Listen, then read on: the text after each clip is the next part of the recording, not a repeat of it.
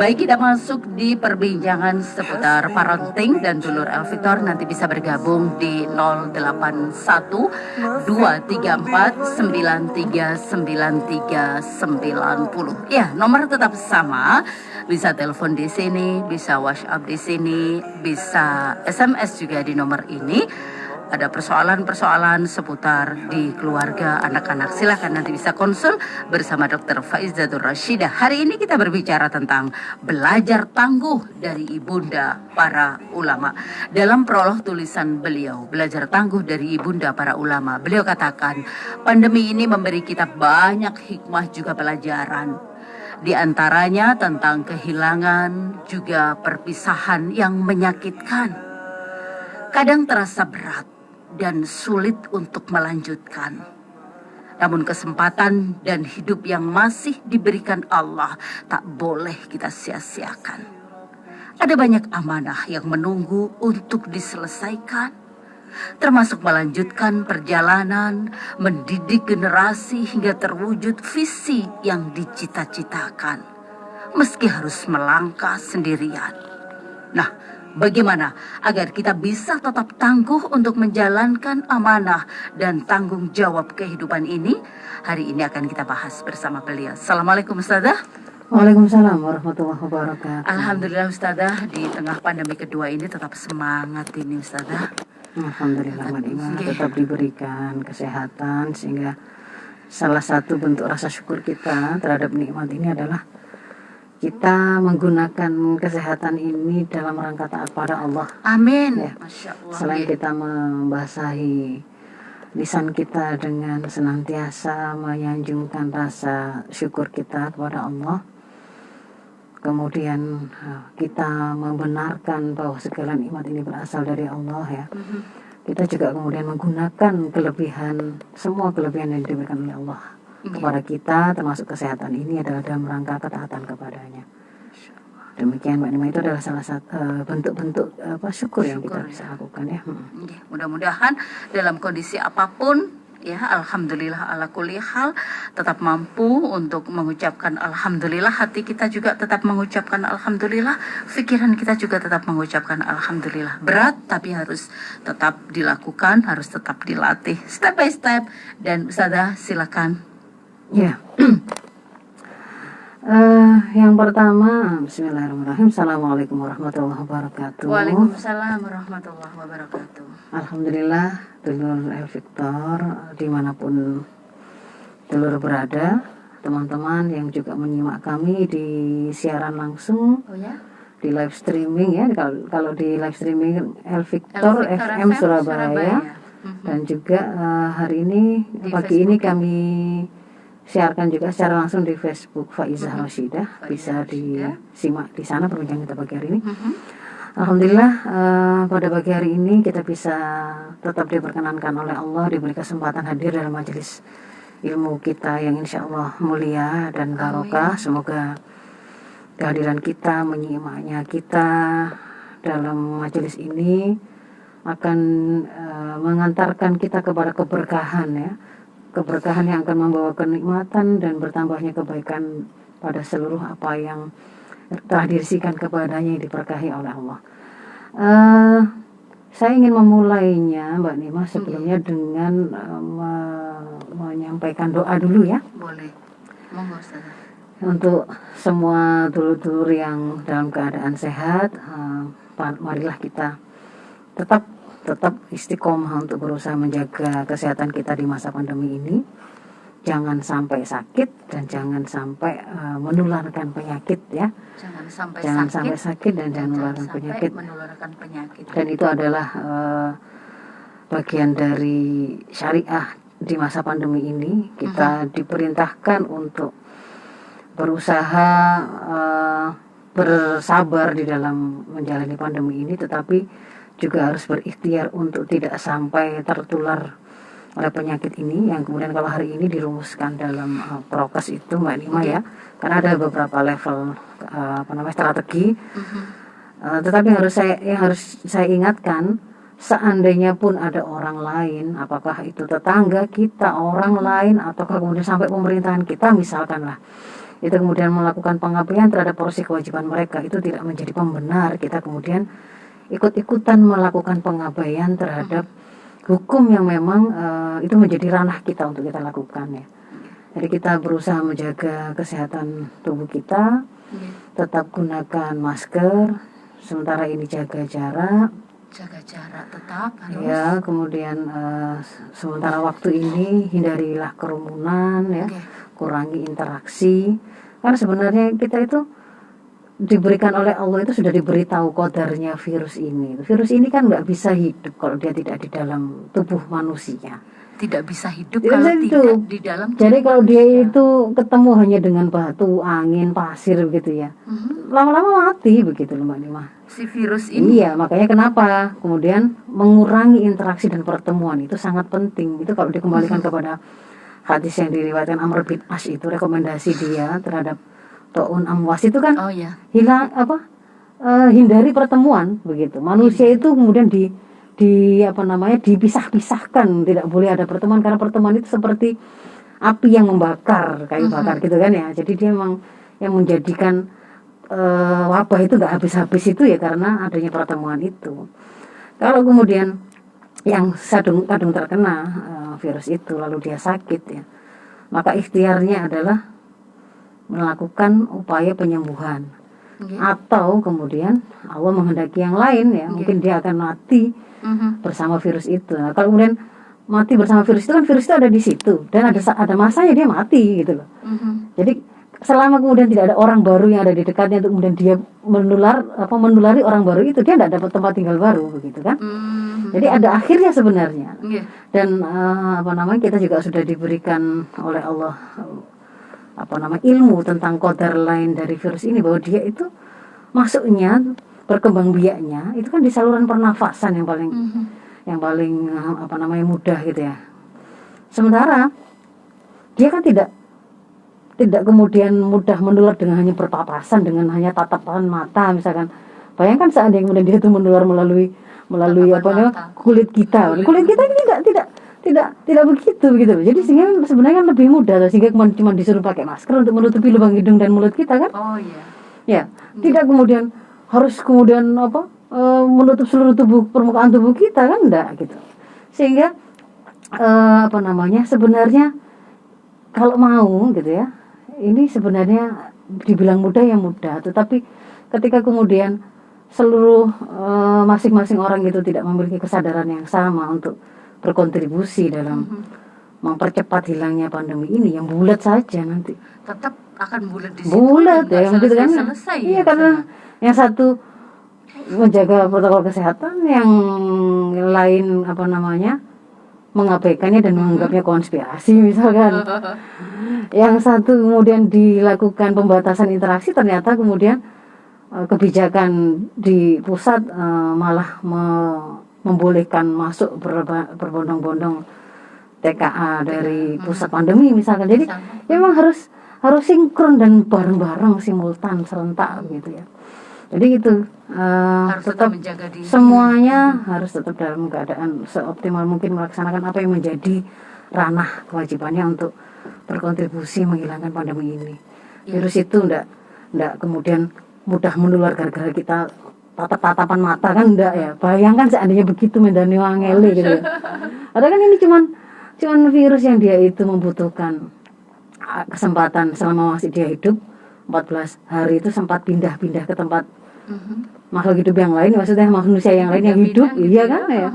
Kalau udah ketemu dengan manusia yang hidup, dia akan mati begitu. Ada saatnya dia akan mati begitu. Dan dia hanya masuk ke dalam tubuh kita melalui saluran nafas, saluran melalui hidung, mulut, atau kemudian mukosa mata ya, yang bisa jadi ada saluran ke sana. Tapi yang jelas dengan hanya berusaha untuk mengamankan mulut dan lubang hidung dan mulut kita saja, sebenarnya itu sudah sangat membantu untuk si virus ini tidak berkeliaran dan kemudian seenaknya masuk ke dalam tubuh manusia manapun untuk mendapatkan tempat hidupnya gitu. Jadi menutup lubang hidung dan mulut ini sebenarnya sudah sangat membantu begitu. Ya, jadi itu.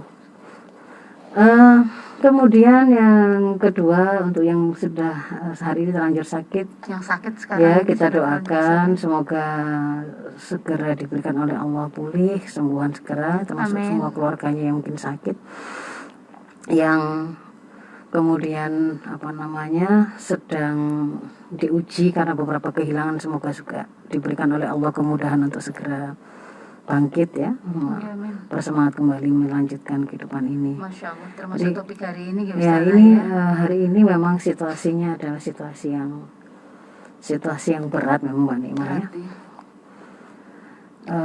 Banyak sekali berat betul, kehilangan, Ustazah. banyak sekali perpisahan, bukan semata-mata karena kematian ya. Bisa jadi perpisahan itu karena situasi berat pandemi ini yang menghantam ekonomi, lalu terutama. kemudian itu berpengaruh pada keluarga, keharmonisan keluarga. Betul, berat. Terujilah kita di sana ya. Ada yang kemudian bisa bersabar, ada yang kemudian bisa jadi kemudian mengantarkan pada percekcokan yang berujung pada perpisahan ya, begitu ya. Semuanya ini adalah sesuatu yang memang kita tidak mengundangnya, tapi pasti ada pelajaran yang bisa kita ambil ya. Tapi betul-betul diuji Ustazah ya, Iya. di masa-masa pandemi ini betul-betul teruji karena harus banyak perpisahan ya. Tidak hanya perpisahan karena faktor tadi disampaikan karena Ustazah, kematian tidak hanya itu saja. Banyak Meningkatnya angka perpisahan. perceraian juga hari ini juga sangat tinggi. Perpisahan dengan pekerjaan. Betul. Karena kondisi seperti ini, Masya Allah. Ya Ustazah. Sehingga untuk mengawali, sebelum kita nanti mencoba membukakan kisah dari para ulama, para ibunda para ulama ya, sebelum masuk ke sana, saya ingin melakukan sharing tentang bagaimana sikap atau ikhtiar yang bisa kita lakukan pada masa seperti ini ya, pada masa sulit seperti ini. Ini adalah ujian. Yang pertama adalah kita harus paham bahwa sebenarnya sangat beruntungnya kita menjadi seorang mukmin itu. Rasul ini semoga tidak menjadi hal yang membosankan, tapi karena sesuatu yang menguatkan supaya kemudian terinternalisasi, supaya kemudian menjadi sebuah hal yang otomatis terrecall ketika kita menjalaninya. Itu memang harus ada pengulangan Mbak Nima, termasuk nasihat itu memang harus ada. Nasihat itu harus disampaikan berulang-ulang ya. Di antara teknik hipnosis untuk melakukan sugesti dan memasukkan sugesti ke dalam alam bawah sadar kita atau seseorang, itu adalah dengan melakukan repetisi. Repetisi itu pengulangan ya. Makanya nasihat itu juga kepada anak pun agar kemudian berpengaruh, memang jangan bosan untuk melakukan pengulangan, meskipun pengulangan itu kemudian dilakukan dengan kecerdasan berbahasa ya, sehingga tidak satu kalimat saja yang diulang-ulang dan itu kemudian membosankan, tetapi berganti-ganti dengan sentuhan yang macam-macam. Ada kadang kalanya adalah akalnya, mafhumnya, kadang rasanya, kadang kegelisahannya. Jadi itu kita mainkan semua, kita gunakan semua potensi yang diberikan oleh Allah pada kita itu untuk kemudian mempengaruhi seseorang ya. Nah, hal yang harus kita syukuri pertama pada situasi sulit seperti ini ya, kita itu sudah dibekali oleh Allah tuntunan yang luar biasa, lengkap, sempurna, karena berasal dari Zat yang maha benar, maha sempurna, pencipta manusia, alam semesta ini, kehidupan ini, sehingga pasti paling tahu betul bagaimana sih hal yang dibutuhkan oleh manusia itu. Allah melalui Rasulnya sudah memberikan kabar kepada kita bahwa bagi seorang mukmin itu ya, tidak ada perkara apapun yang tidak akan menjadi kebaikan bagi dia. Keajaiban seorang mukmin itu adalah seluruh perkara apapun pada dirinya itu akan menjadi kebaikan baginya. Ajaba li amril mukmin inna amrahu kullahu khairun wa laysa dzalika li ahadin illa lil mukmin. Ya kan, ajaibnya seorang beriman itu adalah apapun perkaranya itu akan jadi kebaikan bagi dia, dan itu tidak ditemukan kecuali pada diri seorang mukmin. Sampai ditekankan seperti itu dalam hadis ini, artinya ini memang harus, wah saya beriman, coba saya dengarkan nasihat ini apa, kok bisa dibilang ajaib begitu kan ya. Subhanallah. Inna sobathu syarra syakara fakana khairallah. Kalau kemudian tertimpa pada dirinya sesuatu yang dia rasakan itu adalah kesenangan, kenikmatan, kebaikan, lalu dia bersyukur, maka itu akan menjadi kebaikan bagi dia. Wa in asabathu dharra sabara fakana khairul lah. Dan kalau kemudian dia tertimpa atau menimpa padanya itu sesuatu yang dalam pandangan orang, dalam pandangan dirinya itu kok sepertinya keburukan, sepertinya kok kesulitan, kesempitan, kesusahan begitu ya.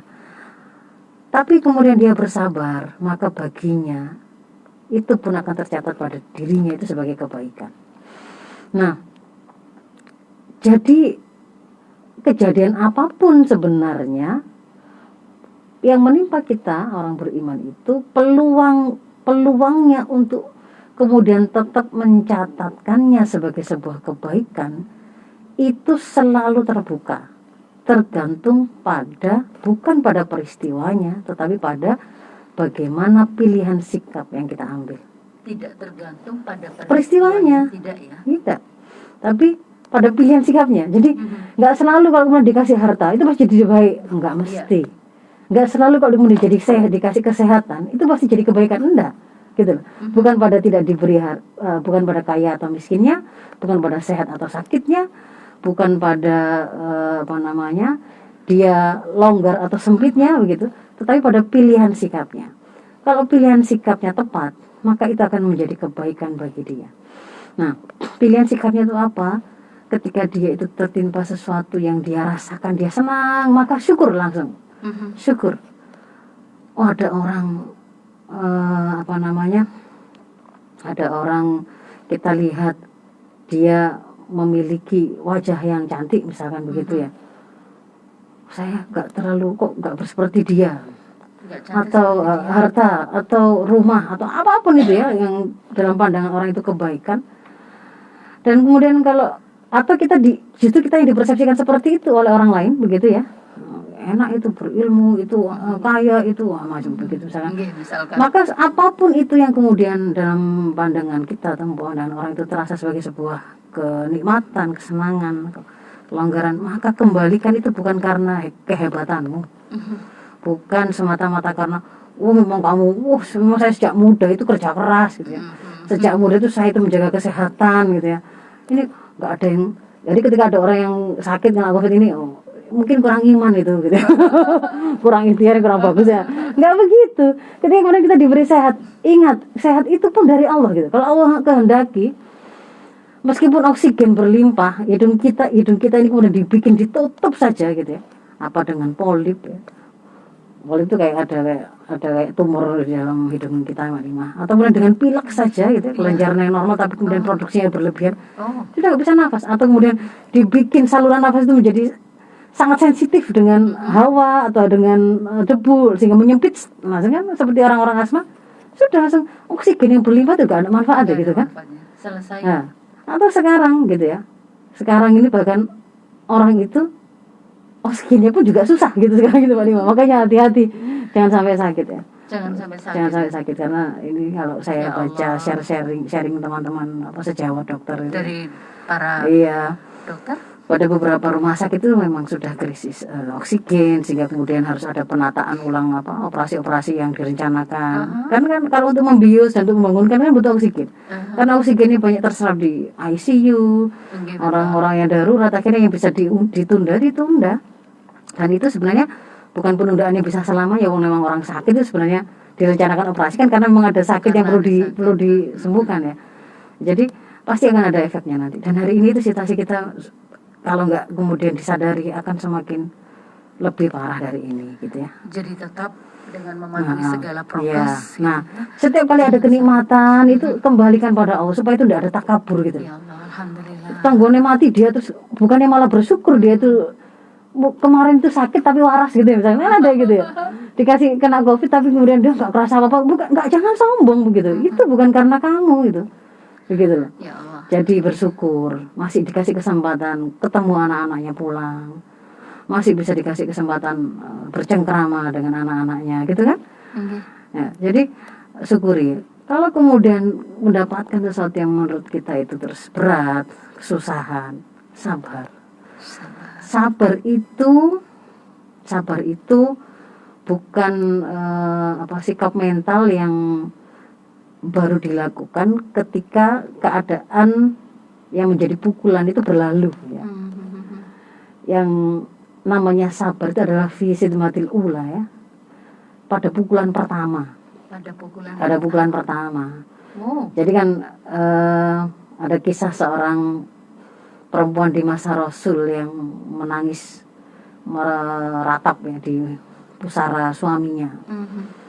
Lalu Rasul di belakang beliau itu mengingatkan agar kemudian bisa ikhlas menerima, jangan seperti itu.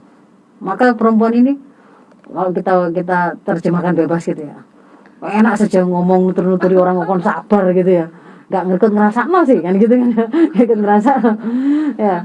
Sampai kemudian setelah itu perempuan tadi itu kan ketika sudah berlalu dia diberitahu oleh orang lain, tadi itu yang kamu gitukan itu Rasul gitu.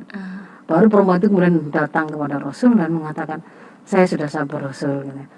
Sabar itu pada pukulan pertama. Sabar itu pada pukulan artinya pertama. Ketika kejadian itu kemudian menimpa kita tersabrat, disitulah kemudian sabar. Itulah sabar gitu loh. Itulah sabar itu sesungguhnya. Itu sulit. Jadi ketika anak itu menguji kesabaran kita, wes yang satu itu kurang sehat sehingga kemudian rotok rewel, yang satu tuh bersaudara mainan tukaran naik. Bagaimanapun kita situasi seperti itu, kemudian kita tidak sampai terjatuh pada meninggalkan kewajiban, tetap bertahan untuk tidak melakukan keharaman. Dan kalau misalkan itu terkait dengan qada Allah, kita meyakini itu berasal dari Allah, baik dan buruknya itu berasal dari Allah, bukan yang lain, bukan menyalahkan orang lain, bukan menyalahkan siapapun. Maka itulah makna sabar kan gitu kan, tiga itu. Tapi kalau kemudian pada saat anaknya kayak begitu ruwetnya, terus kemudian dia pukul anak itu berat. Nah, setelah kemudian anak itu nangis sampai meneng gitu ya, dari nangis yang buannya sampai kemudian meneng, terus ibunya juga denger-denger, terus mikir-mikir, sekarang aku sabar gitu. Bukan itu ya Ustaz Ali? Bukan. Ya Allah. Sabar itu pada pukulan pertama sehingga dia tercegah gitu, karena kesabarannya itu kemudian dia tercegah dari wes aku gak ngurus-ngurus arek-arek ya, misalnya begitu ya. Itu kan berarti meninggalkan kewajiban. Berarti gak sabar. Tapi sementara Ustazah, setelah itu terus kemudian berpikir lenger-lenger, biasanya begitu. Ya. Denger-denger gitu ya, kok lenger-lenger. Sabar itu ya itu tadi, pada situasi itu tadi, bukan setelah anak gue wes lucu, wes tulinan dewe, wes menang, wes bagus, terus sabar lagi. Nah begitu ya. Ya jadi itu pada bulan pertama. Dan kalau kemudian kesabaran ini kita lakukan, ini untuk menyemangati memberi semangat pada yang lain. Kesabaran ini tuh benar-benar oleh Allah itu dijanjikan imbalan-imbalan yang luar biasa. Masya Allah. Mulai dari masuk surga tanpa hisab. Tanpa hisab. Termasuk di antara yang akan dijanjikan masuk surga tanpa hisab. Kemudian kesabaran itu juga akan diberikan balasan tanpa perhitungan. Kemudian orang sabar itu akan dicintai oleh Allah ya. Sering kan kita sebut ya, innallaha yuhibbus sabirin ya. Wallahu yuhibbus sabirin kalau misalkan di Ali Imran ya 146. Dan Allah itu mencintai orang-orang yang sabar. Dan Allah itu akan memberikan balasan kepada orang yang sabar itu berlipat-lipat sampai tanpa terhitung. Itu seperti pada yang diriwayatkan di dalam An-Nahl. Di dalam An-Nahl ayat 96. Jadi bahwa Allah itu akan memberi balasan kepada orang-orang yang sabar dengan pahala yang lebih baik dari apa yang mereka kerjakan.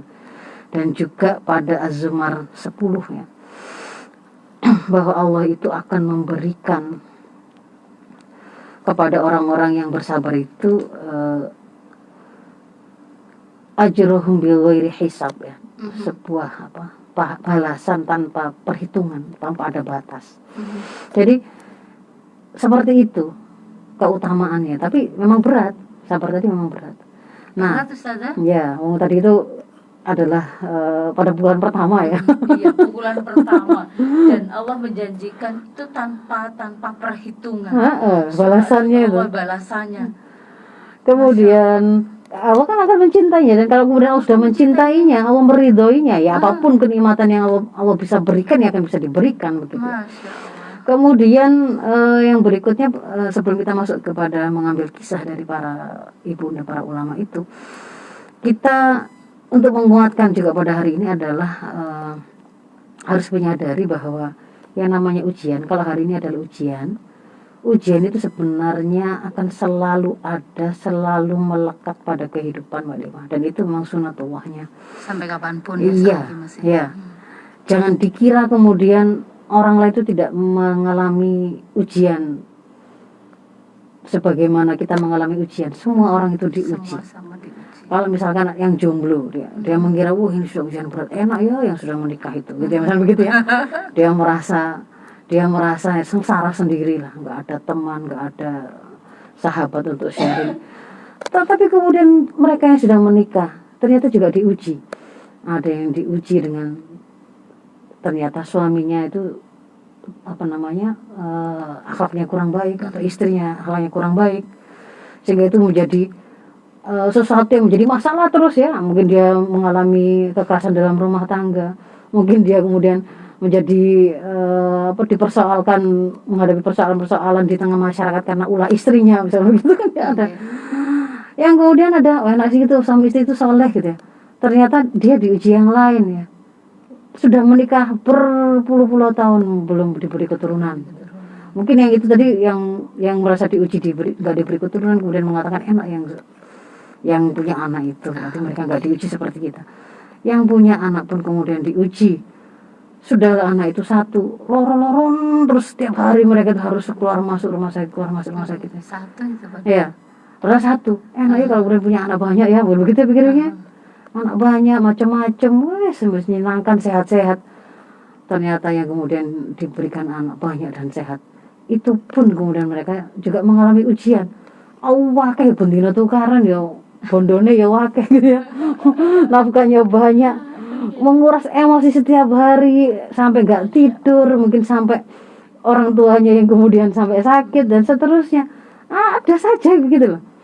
Dan memang kita senantiasa akan diuji oleh Allah, dan Allah menjadikan ujian itu juga menjadi sebuah wasilah untuk mendapatkan pahala, mendapatkan kenikmatan yang tidak bisa didapatkan itu dengan amalan yang lain, kebaikan yang lain.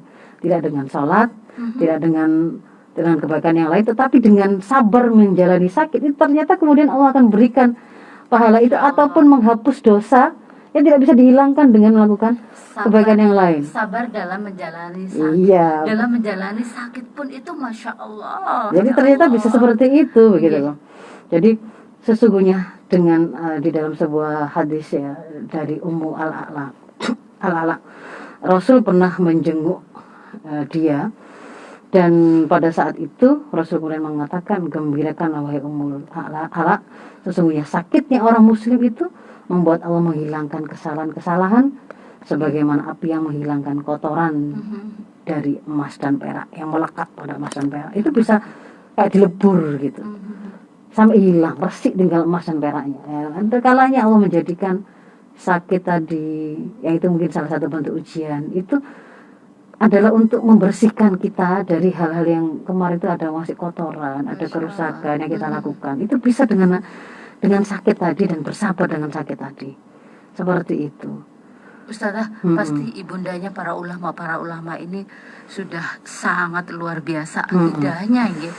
Ya, nah itu dari sisi pelajaran bisa kita ambil. Nah, kalau kemudian kita belajar kisah dari ibunda para ulama, ketangguhan mereka, misalkan contohnya adalah apa yang kemudian ini sudah jam segini ya, nggak apa-apa, makanya misalnya dilanjut dulu tentang ibundanya para ulama, bagaimana bisa sekokoh sekuat itu padahal hidup sendirian ya.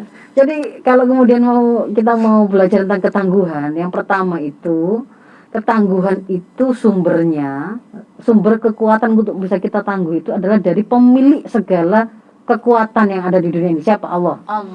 Sehingga sandaran kekuatan itu adalah pada keyakinan dia kepada Allah, kepasrahan dia kepada Allah, keyakinan bahwa yang bisa membantunya, yang menyelesaikan semua persoalan ini, yang bisa membuat misalkan sakit menjadi sembuh, si sulit menjadi terselesaikan dengan solusi yang terbaik, itu ujungnya kekuatan itu adalah berasal dari Allah, keyakinan itu. Keyakinan itu Bukan karena kemudian dari suaminya, bukan dari pekerjaannya, bukan dari apapun yang lain ya, karena dia punya akses dengan jalur khusus kepada pejabat atau apapun, tidak, tetapi keyakinan bahwa Allah lah sumber dari segala kekuatan, termasuk kehidupan, termasuk kenikmatan, termasuk harta, termasuk kesehatan dan seterusnya. Jadi sehingga di situ kalau kemudian dia mendapatkan, dia tidak akan sombong. Kalau kemudian dia diuji, dia akan kembalikan, ini pasti ada maunya Allah mendatangkan itu. Apakah itu Allah hendak mendatangkan kemuliaan kepada kami supaya kami kemudian bisa mendapatkan surganya tanpa hisab, ataukah kemudian membersihkan kami atau memuliakan kami, memantaskan kami untuk mendapatkan amanah yang lebih besar dan seterusnya. Jadi di situ selalu ada sebuah positive thinking dan keikhlasan. Nah, bagaimana kemudian mereka itu bisa kemudian bangkit dari kehilangan ya, karena itu tadi ya, yang pertama itu. Kemudian yang berikutnya, dia sudah menyelesaikan dirinya dulu. Gimana ya, Ustazah? Maksudnya gini, kalau kemudian dia ingin kemudian melanjutkan melakukan pembinaan kepada anaknya, maka kualitas yang mau hendak dia transfer kepada anaknya, anak yang tangguh, anak yang kuat, anak yang pemberani, anak yang rela berkorban, anak yang sabar, maka itu harus ada pada dirinya dulu. Pelajaran dari ada pada dirinya dulu. Karena mau ditransfer ya. Karena orang yang tidak memiliki apapun tidak akan bisa mentransfer apapun. Teko hanya bisa mengeluarkan apa yang ada dalam isinya, gitu kan ya. Kalau dia tidak ada isinya, dia tidak akan bisa melakukannya. Yang berikutnya adalah ini akhirnya kita sarikan karena sudah jam segini ya, udah apa ya, nggak berkisah. Kemudian yang berikutnya adalah bahwa ulama, ibunda para ulama itu diantaranya adalah tidak pernah putus untuk memiliki harapan terbaik, yang itu kemudian dia wujudkan dalam doa yang selalu terlantunkan untuk anak-anaknya. Apapun itu, mau anaknya itu kelihatannya kok sih gak ngerti-ngerti, kok sih maksiatai, atau sampai pada level yang urusan itu terkait dengan fisik ya, misalkan anaknya itu sakit-sakitan, anaknya lemah gitu ya, anak yang buta ya. Imam Bukhari itu pada masa kanak-kanak itu pernah mengalami kebutaan, Mbak Nima. Dan ibunya ini berdoa terus sampai satu malam ibunya itu bermimpi bertemu Nabi Ibrahim, dan kemudian dikatakan di situ Nabi Ibrahim memberi kabar kepadanya, Allah telah menyembuhkan kebutaan anakmu karena doamu. Lalu diperiksa keesokan paginya, ternyata memang kemudian anak itu sudah bisa melihat. Jadi jangan ibu itu harus menyadari bahwa dia itu keramat bagi anaknya. Ibu itu semua yang ada pada potensi apapun yang ada pada dirinya itu sebenarnya keajaiban untuk anak. Bagi anak itu semuanya menyenangkan, semuanya itu adalah kehebatan. Apakah lisannya, kalimat-kalimat yang keluar dari lisannya, apakah sentuhan tangannya, kasih sayangnya gitu. Itu tuh semua itu percayalah gitu ya, meskipun tapi saya kan nggak bukan guru yang pernah belajar untuk mengajari anak gitu ya. Percayalah, ibu coba ngajari saja anak itu, dia pasti akan lebih senang dan memfavoritkan ibunya. Oh iya. Iya Ustaz. Daripada kemudian guru yang lain. Seringkali itu karena kemudian tidak mengilmu dan memang tidak berniat untuk pengen ngajari anaknya dengan sebuah kebersihan hati begitu ya. Sehingga akhirnya tidak sampai itu tadi. Ya, jadi memang kunci berikutnya adalah kualitas diri. Ibu itu harus menjadi orang yang memiliki kualitas yang terbaik, karena itu akan berpengaruh pada anak. Kalau pakai hadis itu kan bahkan ada larangan menyusukan anak kita itu kepada ibu yang bodoh ataupun kepada ibu yang akhlaknya buruk. Kalau sekarang mungkin mengasuh ya Ustazah ya. Iya, termasuk mulai pemberian ASI itu ya. Kita kan tidak boleh mengasihkan itu kepada sembarang perempuan, tidak boleh. Jangan kemudian begini loh. Tapi kalau kemudian saya kasih susu formula lah, itu ya bagian dari nikmat kenikmatan yang dihalalkan oleh Allah begitu. Tapi kalau kemudian Anda memilih menyusukan anak, pilih perempuan yang akhlaknya bagus begitu, yang dia itu perangainya bagus, bukan orang yang kemudian seorang idiot, seorang yang tidak tidak berakhlak, tidak boleh, karena itu akan berpengaruh kepada anaknya. Jadi itu sampai pada level seperti itu pun gitu, itu juga berpengaruh gitu. Apalagi kemudian dalam keseharian sehari-hari, nggak sekedar makan dan minumnya, tetapi juga kemudian anak itu belajar dari kalimat-kalimat kita yang kita sampaikan, sentuhan tangan kita, dia melihat bagaimana perangai ibunya ketika mengendalikan marah atau bagaimana, itu juga akan berpengaruh. Sudah mengharuskan ya Mbak Nimaya ini ya? Sebentar lagi Ustazah. Sebentar lagi Ustazah, masih silakan nih. Ustazah. Yang berikutnya adalah kemudian dia segera bergerak untuk melakukan upaya terbaik untuk membina anak-anaknya. Jadi ibu tadi sudah menyiapkan kualitas dirinya, membaguskan kualitas dirinya itu jadi teladan, karena dia yang akan menduplikasi kan ya. Contohnya misalkan Asma atau siapa ya, Asma binti Abu Bakar. Asma binti Abu Bakar atau siapa ya yang bisa saya ambilkan contoh yang ada di dalam buku ibunda para ulama salaf ini, misalkan Anas bin Malik. Anas bin Malik ini adalah seorang sahabat Rasul yang dia adalah sejak kecil menjadi pelayan Rasul, maksudnya memenuhi semua kebutuhan Rasul ya. Dititipkan oleh ibunya, diberikan sebagai hadiah oleh ibunya itu sejak usia 8 tahun. Ibunya, kalau kemudian kita belajar dari betapa Anas bin Malik itu sangat mencintai Rasul sampai setiap hari memimpikan Rasul, itu sangat wajar karena ibunya pun sejak awal itu menanamkan kecintaan kepada Rasul itu kepada Anas itu dari kecil ya. Bahkan itu tadi kan, kenapa kemudian Anas itu diserahkan oleh ibunya kepada Rasul pada waktu usia 8 tahun untuk kemudian dia melayani semua kebutuhan Rasul, karena rasa cintanya kepada Rasul. Pada saat itu semua orang-orang Ansor datang untuk kemudian memberikan apapun yang mereka punya kan, hadiah dan seterusnya. Tapi si ibu ini tidak punya apapun kecuali dia punya Anas itu. Punya Anas bin Malik itu. Maka kemudian dia sarungi anaknya itu dengan sebagian jilbabnya, dia selendangkan dengan sebagian dari bajunya, dia antarkan kepada Rasul. Saya tidak punya apa-apa dan tidak punya siapa-siapa lagi, tapi saya menyerahkan anak saya ini untuk kemudian mengabdi kepadamu ya Rasul, begitu kan. Dan pasti ibundanya ini sangat cinta pada berarti kecintaan itu di situ luar biasa kan, kita bisa belajar. Ibu yang sangat cinta kepada Rasul, dialah yang bisa mengajarkan kepada anak bagaimana agar sang anak itu memiliki kecintaan kepada Rasulnya kan, begitu kan. Ibu yang dia memang unggul dalam melakukan pengorbanan, dia pula yang akan kemudian bisa mengajarkan apa sih yang dimaksud dengan pengorbanan itu kepada anaknya. Itu dulu Mbak Nima ya, sudah mau jam 8. Ini menit 43, nanti kita break 45. Ada gitu. Ini tadi kok nggak ada iklan tentang COVID ya? Nanti ada Ustaz. Iya. Belum masuk. Ya. Jadi itu. Nah, Anas ini ibunya itu, saya lanjutkan ya, kisahnya Anas ini. Ibunya namanya Ummu Sulaim. Ummu Sulaim ini, Ummu Sulaim itu kan kemudian dinikahi oleh Abu Talha ya. Di antara kisah yang kemudian sangat sering disebut untuk diambil pelajaran adalah ketika dalam pernikahannya itu kan dia mendapatkan 2 anak kesayangan.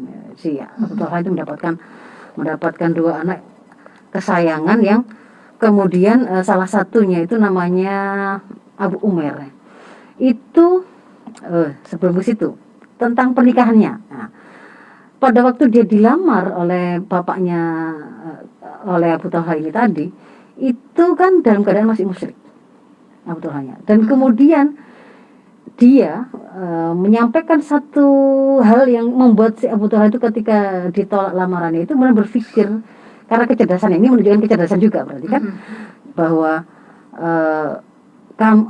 bagi kami seorang beriman itu tidak halal untuk dinikahi oleh orang musyrik. Gitu. Tuhanmu itu ya misalnya berhala ini. Itu siapa yang membuat? Gitu. Itu dibikin oleh budak dari suku ini, dari suku ini. Dialah. Nah, itu kan yang membuat kemudian ketika ditolak itu memang ditolak, tetapi sampai di rumah ini mikir terus itu. Abu Talha. Iya, jadi mikir terus sampai kemudian akhirnya itu mengantarkan kepada keislaman suaminya. Dan kesederhanaan itu kembali ditunjukkan lagi oleh Ummu Sulaim bahwa dia hanya menerima mahar cukup keislaman tadi dan tidak minta apapun yang lain. Masya Allah. Ya. Dari pernikahan beliau itu kemudian lahir 2 orang anak yang sangat sayangi, mulanya ya 2 orang dulu. Di antaranya yang kemudian dikehendaki oleh Allah meninggal ketika satu saat masih kecil itu Abu Umair itu sakit begitu ya. Dan kemudian satu malam ketika selesai Abu Talha itu ke salat Isya, pulang ke rumah oleh ibunya ini, dia sudah tahu anaknya meninggal, tapi dia ketenangannya gitu ya, ketenangannya, kesabarannya dan kecerdasannya untuk membuat sesuatu yang sebenarnya berat ini akan kemudian bisa tersampaikan secara smooth dan akan membuat ringan ya suaminya. Itu kan kemudian dia masakkan hidangan, kemudian mereka makan bersama hingga pada penghujung malam, kemudian akhirnya mereka kemudian sempat juga berkumpul begitu kan ya. Baru setelah itu dan kalau kita hari ini pelajarannya kan di antara saat yang paling paling optimal suami istri itu berbicara dari hati ke hati untuk menyampaikan sesuatu yang itu sangat sulit untuk disampaikan di tempat di momentum yang lain, itu adalah setelah pertemuan itu ya. Nah, disitulah kemudian dia pakai bahasa kias dulu kan. Gimana kalau kemudian ada seorang yang dia meminjam harta orang lain, tapi kemudian ketika dia ditagih, dia menolak dia malah marah-marah untuk kemudian membayar hutangnya atau pinjaman tadi. Menurutmu bagaimana gitu ya? Orang itu sudah berbuat tidak adil kepada yang memberikan pinjaman. Anak baru masuk bahwa anakmu itu adalah anak kita, itu adalah titipan dari Allah, yang memilikinya itu adalah Allah, dan hari ini dia diambil kembali oleh yang memiliki, begini dan seterusnya. Itu yang membuat kemudian akhirnya sampai Abu Talha ini sampai kemudian menanyakan ke Rasul, kok menceritakan kok sampai begitu gitu loh. Saya nggak diberitahu, malah sampai berkumpul dengan istrinya begitu. Dan kemudian nggak begitu. Jadi kan ini sebelum bicara menambahkan orang, dia tabah dulu, dia tatak dulu, kuat dulu, bukan udah meruang-ruang apa enggak. Dia justru sangat terlihat sekali kematangan emosinya kan? Kematangan emosinya begitu. Lalu kemudian Abu Talha ketika bertanya kepada Rasul, kemudian Rasul memuji itu tadi apa yang dilakukan oleh Muslim dan mendoakan mereka berdua mendapatkan anak yang diberkahi oleh Allah pada malam ini. Dan memang dari situlah kemudian mereka pada malam itu kemudian Allah menghendaki Ummu Sulaim hamil, anak penggantinya yang itu kemudian barokah. Ini jam 8 ya, yang luar biasa yang kemudian menghebatkan suaminya menjadi luar biasa. Ya, Masya Allah, para ibu-ibu, hari ini kita mendapatkan inspirasi yang luar biasa. Ustazah, nanti kita akan lanjut, kita break dulu sebentar. Dulur bersama Dr. Faizatul Rashidah akan kembali setelah yang berikut ini. Yang selalu bikin cinta hanyalah satu. Yang selalu bikin cinta hanya Elvito. Alhamdulillah, bersama saya Nikma Aziz, bersama Ustazah Dr. Faizatul Rashidah. Ustazah, ibu yang hebat itu adalah ibu yang punya keyakinan yang luar biasa. Allahus Somadnya betul-betul tertata, Allahu Ahadnya betul-betul tertata begitu ya. Ini yang saya dapatkan dari Dr. Faizah pagi hari ini. Kemudian yang kedua adalah kualitas diri betul-betul diperhatikan. Dan kemudian tadi selanjutnya adalah doa, bahwa doa mengawal anak-anak dengan doa, mengawal kehidupan dengan doa, dan ibu itu keramat. Mudah-mudahan ibu ini faham dengan kekeramatannya, Ustazah. Kadang saya sudah doa Ustazah bla bla bla bla bla bla dan sebagainya. Kemudian sekarang saatnya segera bergerak untuk membina untuk anak-anak kita. Ustazah ada waktu 5 menit. Ini ada beberapa pertanyaan. Boleh. Saya bagi dulu ya. Ini pertanyaan dari Ibu Piah ya. SMS. Ibu Pia, terima kasih hari ini beberapa kali bergabung melalui SMS beliau ini selalu alhamdulillah Mbak Nikma, saya sangat suka dengan kajian pagi ini Mbak Nikma. Saya akan selalu belajar dalam sehari-hari untuk mengamalkan apa yang disampaikan Ustazah Faizah. Terima kasih Ustazah. Ya, Tidak ada semoga pertanyaan. bermanfaat. Iya, Seperti alhamdulillah. itu. Itu memberi berbagi kebahagiaan, Ya. kenikmatan mendengarkan ilmu itu sebagian dari kenikmatan, dan menyampaikannya itu bentuk syukur. Oke. Kan fa'amma bi ni'mati rabbika fahaddits. Hadis. Tahadduts bin nikmah itu adalah salah satu bentuk kita syukur kepada Allah. Kita diberikan oleh Allah kesehatan, kita diberikan oleh Allah rezeki yang cukup, lalu kemudian kita berbagi untuk membuat orang lain itu merasakan kecukupan rezeki kita tadi, senang, lalu dia menyebut rasa syukur kepada Allah. Itu adalah sesuatu yang disunahkan ya, sesuatu yang diperintahkan di dalam Islam. Alhamdulillah. Nggih. Ini ada Ibu Parni Lestari di Pandaan Ustazah. Ya. Mbak Nikmah, Ustazah, bagaimana cara untuk bisa tetap sabar dalam menghadapi keadaan kondisi atau kondisi kehidupan sehari-hari yang tidak pernah lepas dari masalah? Nggih. Ya. Ada yang sifatnya hal yang harus dilakukan saat itu juga, ada yang sifatnya itu terus ya. Yang pertama harus menyadari bahwa kita itu hanya akan mampu sabar kalau kemudian kita bersandar kepada Sang Pemilik segala kekuatan. Jadi mintalah kepada Allah Sang Pemilik segala kekuatan ini agar kita dimudahkan untuk sabar, dimampukan untuk sabar. Jadi diberi kekuatan untuk bisa bersabar. Karena kalau kemudian kita hanya menyandarkan pada kekuatan kita saja, saya pikir saya mampu. Jadi pertama itu, jadi balik kepada Allah, lalu sudah ya, kalau inilah saya. Oh, kita tunjukkan, kita menghadap Allah itu apa adanya. Inilah saya Allah yang penuh dengan kelemahan, yang dengar anak suara tukaran gitu aja saya itu sudah mau muntah gitu. Inilah saya Allah, bantu saya untuk melembutkan hati saya, mengendalikan lisan saya, mengendalikan tangan saya, sampaikan apa yang ibu butuhkan apa gitu ya.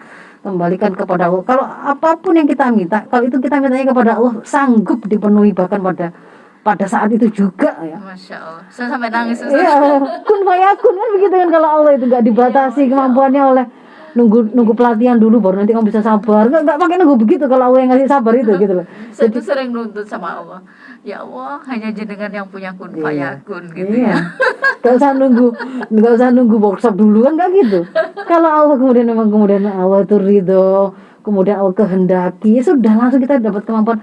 Contoh gini, Umar bin Khattab itu kan dikenal keras gitu. Ketika kemudian beliau itu diangkat jadi khalifah, itu khawatir kekerasannya itu akan membuat mendolimi orang gitu ya. Dia merasa berat ngurusi rakyat saat gini banyaknya. Maka kemudian dia langsung berdoa kepada Allah agar kemudian dijadikan dia itu mencintai rakyatnya gitu, menyayangi mereka gitu. Masya Allah. Dan dia juga agar rakyatnya itu juga mencintainya, menyayanginya. Katanya gitu ya, seketika setelah saya selesai berdoa itu gitu ya, yang namanya rasa berat, kira-kira rasa sakit hati atau mungkin apapun yang berkaitan dengan umat itu sudah tidak ada, langsung terangkat, rasa ringan. Jadi misalnya diwilokno gitu ya, diingatkan di apa itu, dia sudah tidak ada rasa kemudian sakit hati. Ini itu orang yang saya cintai, yang saya rambut, yang saya begitu. Jadi sama seperti itu. Kalau kemudian merasa sanggup ya dengan suaminya kah, atau dengan anaknya kah, doakan gitu ya Allah, jadikan hati saya ini apa yang kita minta apa. Setelah berdoa itu insya Allah gitu loh. Jadi sama anak itu jangan sampai ada rasa mangkel ya Ustazah nggih. Iya. Itu ya karena membuat keramat itu. Keramat itu kan khawatirnya kan di situ. Khawatirnya akan menjadi sebuah keburukan bagi sang anak. Jadi beban bagi sang anak. Jadi sama dengan kalau kita misalkan kita adalah dai gitu ya. Kita itu juga bagaimana menganggap urusan umat ini, kita juga kesedihan mereka, juga kesedihan kita gitu kan ya. Kegembiraan mereka juga kegembiraan kita. Ketika kemudian ada keadaan seperti saat ini, pandemi begini berat, itu kan juga merasa berat. Maka kemudian karena kita sudah kita inginkan kebaikan untuk mereka dan mereka juga kita minta supaya mendoakan kebaikan untuk kita. Di situ kan kemudian kita tidak ada rasa lorot iri dengan umat. Ketika dia dapat kebaikan kita senang. Ketika kemudian dia dalam keadaan susah kita juga merasa ringan untuk mendoakan misalkan ya. Jangan jangan pelit-pelit untuk berbagi doa, berbagi kebahagiaan. Ketemu di jalan misalnya begitu ya. Ibu-ibu tua mbah-mbah kok ketok sik nyurung dorong gerobak berat gitu ya. Urusan saya itu sama suami gitu bersepedaan bareng gitu. Enggak gitu gini. Misalnya ketika kemudian ada mbah-mbah begitu ya, kemudian Masya Allah mbah-mbah. Bareng-bareng kita kan sendiri-sendiri sebenarnya dalam pikirannya kan sendiri-sendiri di jalan itu kan. Ketika kemudian sama-sama melihat itu ternyata bareng gitu ya. Masya Allah sudah mbah-mbah ya. Kan langsung petak gitu. Fatihai gitu. Kalau suami Fatihai gimana? Maksudnya kita doakan urusannya dimudahkan, kesehatan ditambah, rezeki ditambah, diselesaikan segala persoalannya. Bi barakah Fatihah. Semoga Allah mudahkan itu kan gitu kan. Ketika kita mendoakan begitu, insya Allah terasa ringan gitu loh. Insya Allah kalau kita ada kesulitan kita insya Allah akan memudahkan. Karena semudah itu kita juga ingin kebahagiaan, kemudian itu diberikan oleh Allah kepada orang lain gitu. Ya, jadi itu mental yang pertama ya. Kalau kemudian minta sabar itu mintalah kepada Allah. Lalu yang berikutnya ilmui, karena sabar itu kan maknanya tadi kan bertahan untuk tidak sampai jatuh meninggalkan kewajiban, bertahan untuk tidak sampai jatuh melaksanakan keharaman, dan kemudian kalau itu berkaitan dengan peristiwa yang merupakan qada Allah, enggak ada andilnya manusia di situ, kita meyakini apapun itu yang diberikan oleh Allah adalah yang terbaik. Allah punya skenario yang Allah yang pilihkan, berarti pasti Allah yang tahu yang itu yang berarti yang terbaik. Bisa jadi permintaanku kok enggak dikabulkan, tapi dipilihkan oleh Allah jawaban yang lain, berarti Allah yang pilihan Allah enggak pernah salah gitu kan. Nah, untuk kemudian bisa melakukan itu kan berarti harus tahu itu yang dimaksud dengan maksiat itu apa, yang dimaksud dengan kewajiban itu apa. Kalau tidak mengilmuinya juga bisa jadi akhirnya jatuh kepada keharaman.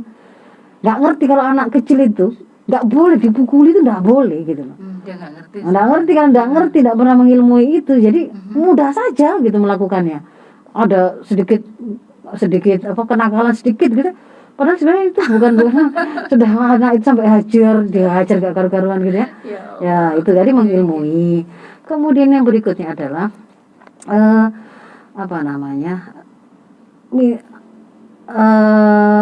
melatihnya ya. Melatihnya ini itu kan dikasih Allah Rasul itu tips-tips. Misalkan kita mau marah gitu ya. Kalau dalam keadaan marah seperti itu, panas begitu, kalau kamu dalam keadaan berdiri, duduklah. Kalau dalam duduk, berbaringlah, kan gitu kan ya. Atau kemudian berpindahlah posisi gitu ya. Tinggalkan tempat itu tadi begitu. Atau yang lain lagi adalah karena kemarahan itu berasal dari setan itu dari api, dia itu akan padam dengan air, maka berwudulah. Nah, ini juga dilatih begitu. Jadi ini menjadi skill ya memang. Satu pertanyaan tapi ini insya Allah menjawab berbagai persoalan-persoalan yang dihadapi oleh dulur-dulur Victor. Kami tidak bisa melanjutkan pertanyaan yang lain karena sudah waktunya. Mas Elvi sudah datang. Saya mohon maaf atas segala keterbatasan dan kekurangan. Assalamualaikum warahmatullahi wabarakatuh. Waalaikumsalam warahmatullahi wabarakatuh. Jazakillahu khairu sadah. Dan hari ini dulur El Victor, perbincangan kita sudah kita bahas hari ini, dan Sanik Ma'aziz juga pamit undur. Terima kasih untuk semuanya. Billahi taufiq wal hidayah. Assalamualaikum warahmatullahi wabarakatuh.